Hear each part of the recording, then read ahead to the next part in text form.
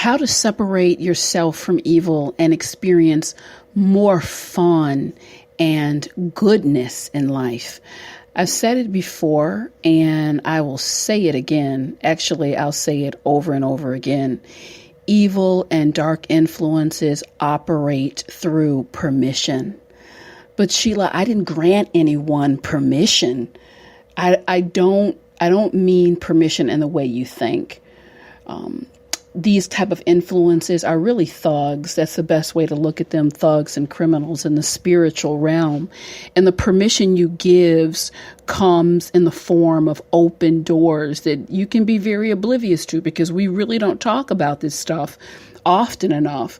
And some of the most popular doors are sadness, despair, anger, jealousy, power trips, arrogance, lack of forgiveness, and low self-esteem is a big one. Listen, these are the states that open the gates. I'll say again, these are the states that open the gates. These forms of thinking and living are on a very similar frequency with these dark influences. What they do, quite naturally, because everything is based on energy and vibration, is pick up your vibration. It's just that simple. I was sitting with a woman who admitted that she is so jealous of a number of her friends and has been for a long time. And I said to her, you're physically ill. You feel physically ill and uncomfortable most of the time. And this is not just a mental thing.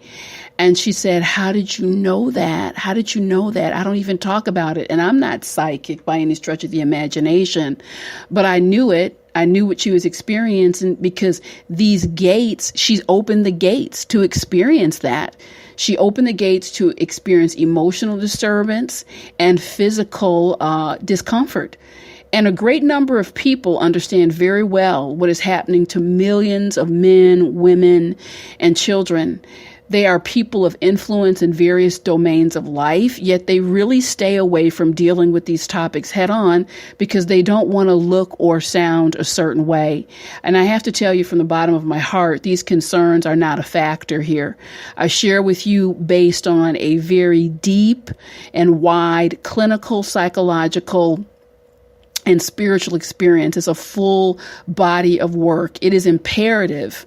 It is imperative that you begin to separate your energy from dark influences.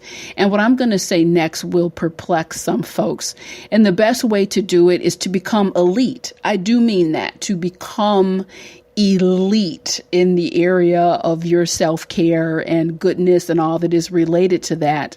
Become elite as far as these dark influences are concerned, and say to yourself a declaration inside your soul and out loud: I do not associate it with dark influences on any level, period.